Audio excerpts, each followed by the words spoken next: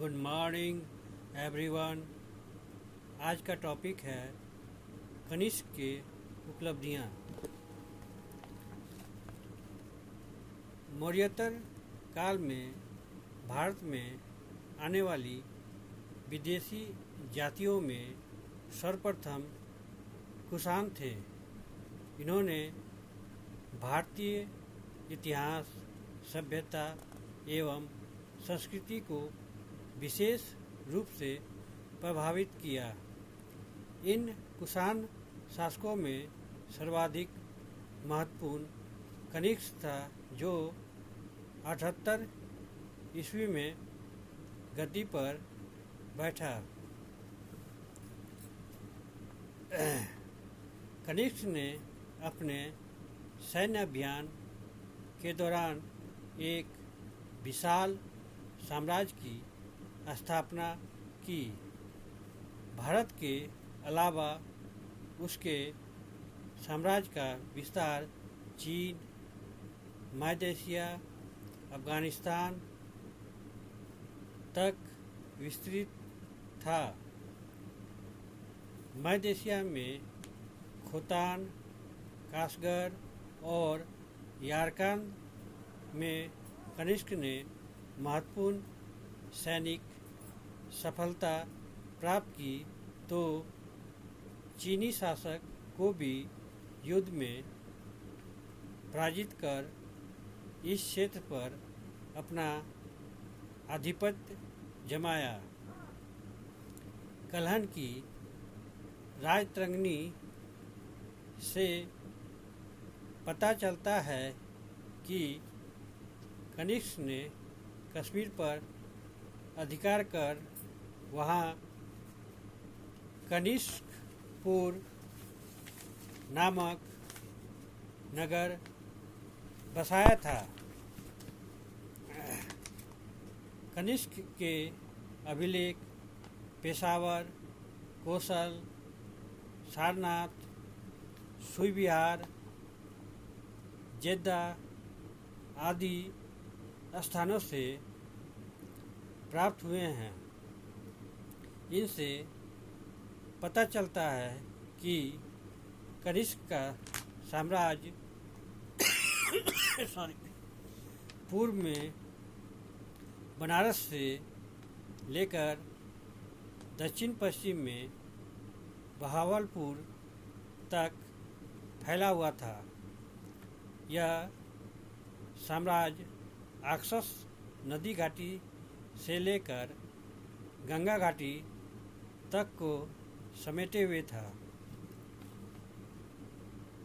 कनिष्क ने राजत्व का देवीकरण कर देवपुत्र एवं केसर की उपाधि धारण की।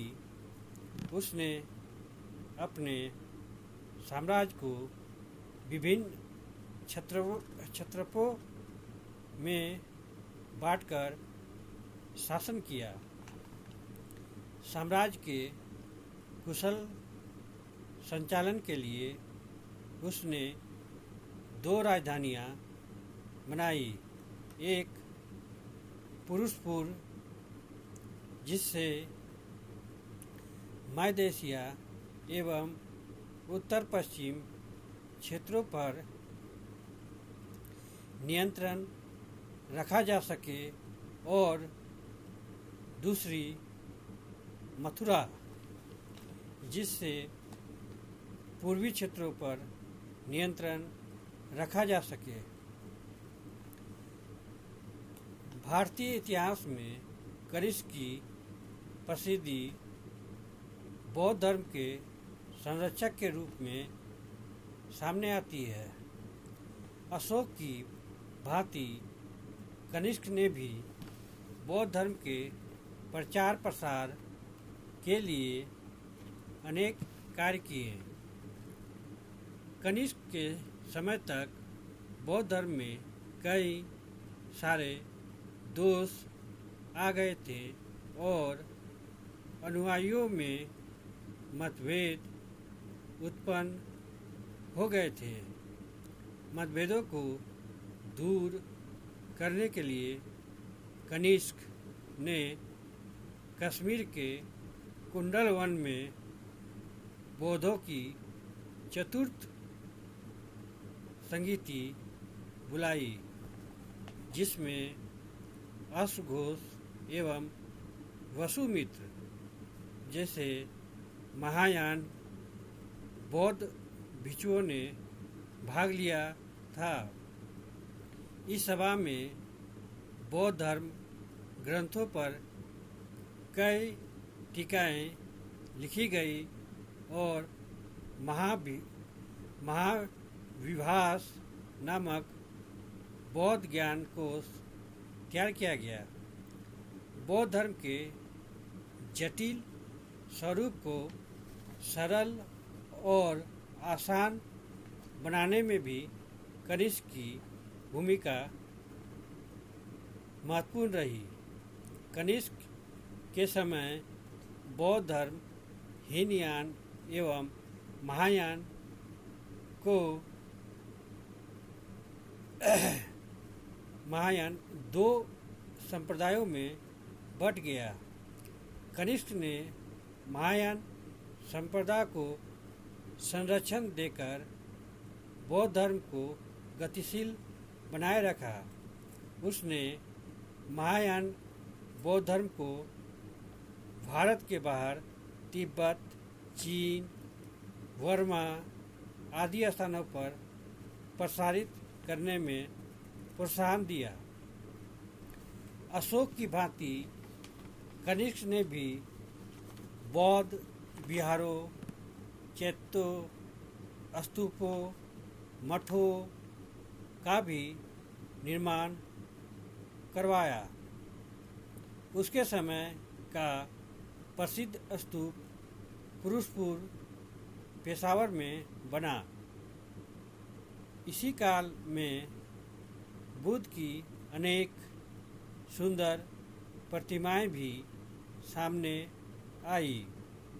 उसके ही प्रयासों से बौद्ध धर्म का एक बार पुनः उत्कर्ष हुआ, जो अशोक की मृत्यु के बाद पतन की तरफ अग्रसर हो रहा था। इसलिए बौद्ध लोग कनिष्क को द्वितीय अशोक कहकर सम्मानित करते हैं।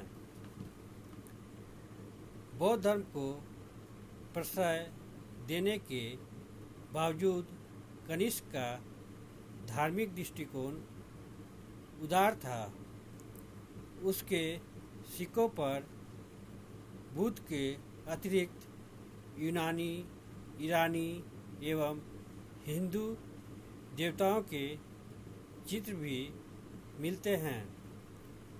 कनिष्क ने भी अशोक के समय जबरन बौद्ध धर्म को आरोपित करने का प्रयास नहीं किया। इस प्रकार वह एक धर्म सहिष्णु शासक के रूप में स्वयं को स्थापित करता है।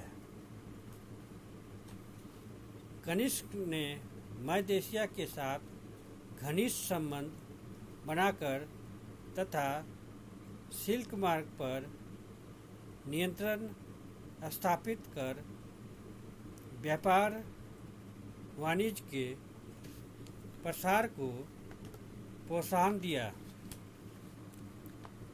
मौर्योत्तर काल के आर्थिक समृद्धि का एक महत्वपूर्ण पहलू कनिष्क के इस पहलू से जुड़ जाता है। कनिष्क ने नगरों की स्थापना कर नागरिक सभ्यता के विकास को भी प्रोत्साहित किया। सिरपुर एवं कनिष्कपुर जैसे नगरों की स्थापना करवाई। सोने एवं तांबे के बहुसंख्यक सिक्के चलवाकर मौद्रिक अर्थव्यवस्था को मजबूती प्रदान की। कनिष्क ने कला के क्षेत्र में स्थापत्य एवं मूर्तिकला को प्रश्रय दिया। यूनानी इंजीनियर